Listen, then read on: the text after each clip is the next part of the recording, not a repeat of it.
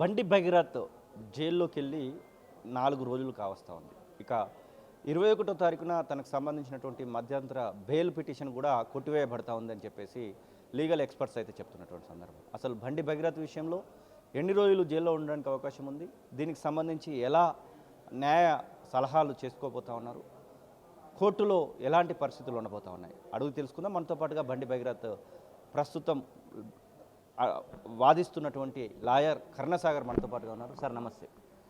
దాదాపుగా 4 రోజులు కావస్తూ ఉంది, మీరు కూడా బెయిల్ కోసం ప్రయత్నాలు చేస్తూ ఉండొచ్చు. ఎన్ని రోజులు పట్టచ్చు అనుకుంటా ఉన్నారు? ఈ కేసు పర్టికులర్గా ఫోక్సో కాబట్టి ఇంకా ఎన్ని రోజులు సమయం పట్టచ్చు? ఎన్ని రోజులు సమయం పడుతుంది అనేది నేను చెప్పలేను. బెయిల్ పిటిషన్ వేస్తాం, బెయిల్ పిటిషన్లో హియరింగ్ అయిన తర్వాత ఆర్డర్ ఏమొస్తున్నది కోర్టు చేతిలో ఉంటుంది. కాబట్టి I can't say how many days అనే విషయం. ఓకే, ప్రస్తుతం ములాఖాత్ ఏమైనా జరిగిందా? బండి సంజయ్ ఫాదర్ కానీ మదర్ కానివ్వండి, మీరు కూడా వెళ్ళి కలిసేటువంటి ప్రయత్నం ఏమైనా జరిగిందా? వాళ్ళ మదర్ వెళ్ళింది, మేము వెళ్ళాం. మీరు వెళ్ళదు. ఎట్లా ఉన్నాడు? గుడ్ గుడ్, నో ఇష్యూస్ అక్కడ? నో ఇష్యూస్ అంటే life in jail is not pleasant. అవును. డోంట్ కమిట్ ఆఫ్ క్రైమ్ అని చెప్పి జైల్లో ముందు రాసి ఉంటుంది. అవును. సో నేనేమంటున్నానంటే బండి భగీరథ్ జైల్లో ఇట్లా ఉన్నాడా, ఏం తింటున్నాడా, ఏం తింటలేడా, పడుకుంటలేదా, ట్యాబ్లెట్ వేసుకుంటలేదా అనేది నాట్ ద కేస్. ఓకే. కాబట్టి ఎవరైతే బండి భగీరథ్ లైఫ్లో ఏమవుతుంది, నిమిషం ఏమవుతుందని రిపోర్ట్ చేయడానికి ప్రయత్నం చేస్తున్న వాళ్ళు మీ టైం ఎందుకు వేస్ట్ చేస్తున్నారు? ఈ దేశంలో చాలా సమస్యలు ఉన్నాయి, వాటి మీద దృష్టి పెట్టండి, దానికి పరిష్కారం వచ్చే ప్రయత్నం ఉంటుంది. అంటే ఈ పర్టికులర్ కేసు కేంద్ర హోంశాఖ సహాయ మంత్రి కొడుకు కాబట్టే ఇట్లా నడుస్తూ ఉంది అని చెప్పేసి కూడా అనుకోవచ్చేమో కదా. మరి మీరు ఇప్పుడే ఒక కంటెంప్ట్ ఆఫ్ కోర్టు చేశారు. చెప్పండి. ఇప్పుడు రైట్ నౌ ఈ ఇంటర్వ్యూలో మీరు కంటెంప్ట్ ఆఫ్ కోర్టు చేశారు. Okay. Court, civil court gag order issue చేసింది against all TV channels. Okay. ఈ కేసు రిఫరెన్స్లో బండి సంజయ్ గారి పేరు వాడకూడదని రిఫర్ చేసేది. You have just committed a contempt. మీకు గుర్తు చేస్తున్న కంటెంప్ట్ చేశారని. ఓకే. అంటే మీరు ఇప్పుడు అక్కడ తండ్రి కాబట్టే పేరు పడకాల్సి వస్తుంది. మీరు దానికి సంబంధించి మాట్లాడుతున్నప్పటికి కూడా అసలు ఏం ఆర్డర్ ఉన్నది వాడకూడదు. ఓకే. బండి సంజయ్ గారి పేరు ఈ కేసు రిఫరెన్స్లో వాడకూడదని స్పష్టంగా ఉంది. అది మీకు నోటీసులు పంపించాము. మీకే కాదు, ఎవరెవరైతే ఈ ప్రయత్నం చేస్తారో అందరికీ నోటీసు పంపించాము. అందరికీ మెయిల్స్ పోయినాయి.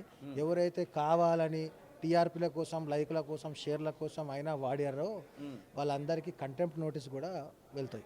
ఓకే. ఇప్పుడు 21st రోజు ఒక హియరింగ్ ఉంది కదా మధ్యంతర బెయిల్కు సంబంధించి, దానికి సంబంధించినటువంటి విషయంలో ఎట్లా ఉండబోతుంది అనుకుంటా ఉన్నారు? ఆల్రెడీ అరెస్ట్ అయి ఉన్నాడు కాబట్టి, జైల్లో ఉన్నాడు కాబట్టి అది న్యాయపరంగా అది ఉండదు అనేటువంటి మాటలు వినబడతా ఉన్నాయి కదా. మీరు దానికి సంబంధించి ఏం చెప్తారు? మేము ఫైల్ చేసింది anticipatory bail. Already anticipatory bail orders pass కావడానికి ముందే ఆయన కోర్టు పోలీస్ వారికి ఇన్వెస్టిగేషన్లో కోఆపరేషన్ చేయడానికి వెళ్ళడం, అక్కడ సరెండర్ కావడం, వారు అరెస్ట్ చేయడం జరిగింది. కాబట్టి యాంటిసిపేటరీ బిల్ స్టాండ్స్ ఇన్ఫ్రాక్షన్స్. కాబట్టి అది విడ్రా అయిపోతుంది. ఓకే. ఇంకొక కేసు, ఇంకొకటి బెయిల్కి సంబంధించి కూడా ఒకటి నడుస్తుంది అన్నట్టు చెప్తా ఉన్నారు కదా. 21వ తారీఖున హియరింగ్ రాబోతా ఉందని చెప్తా ఉన్నారు కదా. మొత్తం విడ్రా అయిపోతుంది. మొత్తం విడ్రా. నెక్స్ట్ బెయిల్ కోసం ఎప్పుడు పిటిషన్ పడబోతా ఉంది అంటారు? పడుతుంది, టైం టేకెన్ అంటారా? చూసి ఫైల్ చేస్తాం.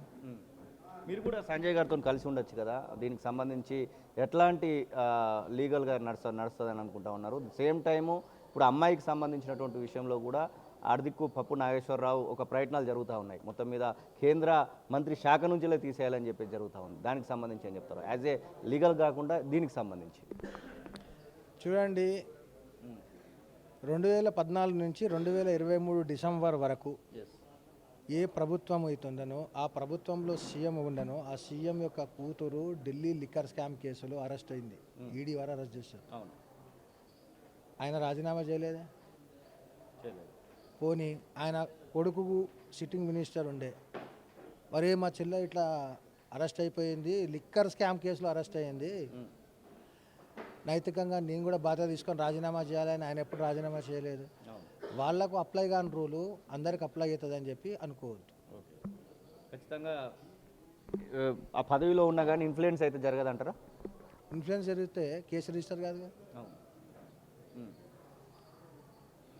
కేసీఆర్ ఇస్తారు. ఫైనల్గా ఏం చెప్పదలుచుకున్నారు? బండి భైరత్ ఈ కేసుకు సంబంధించినటువంటి విషయంలో నిర్దోషిగా బయటకు వస్తారనేటువంటి కాన్ఫిడెంట్ ఏమైనా ఉందా? ఎందుకంటే పదే పదే వారి తండ్రి గారు అయినటువంటి సంజయ్ గారు పదే పదే సోషల్ మీడియాలో కూడా పెట్టడం జరిగింది. దానికి సంబంధించి ఖచ్చితంగా ప్రస్తావించినటువంటి సందర్భం. నా కొడుకు చెప్తా ఉన్నాడు, తప్పు చేయలేదంటే మాట చెప్తా ఉన్నాడు. 100% వస్తాడు బయటికి, 100% నిర్దోషిగా బయటకు వస్తాడు. 100% ఇది ఆ పరిస్థితి. కర్ణసాగర్ బండి భగీరథ్కి ప్రస్తుతం లాయర్గా వ్యవహరిస్తున్నటువంటి కర్ణసాగర్ అయితే ఖచ్చితంగా నిర్దోషిగా బయటికి వస్తాడు నా క్లయింట్ అనేటువంటి మాటనైతే తను తప్పకుండా మాట్లాడుతున్నటువంటి సందర్భం అయితే చూస్తా ఉన్నా. గంటాపదంగా అదే మాటనైతే తను చెప్తున్నటువంటి సందర్భం.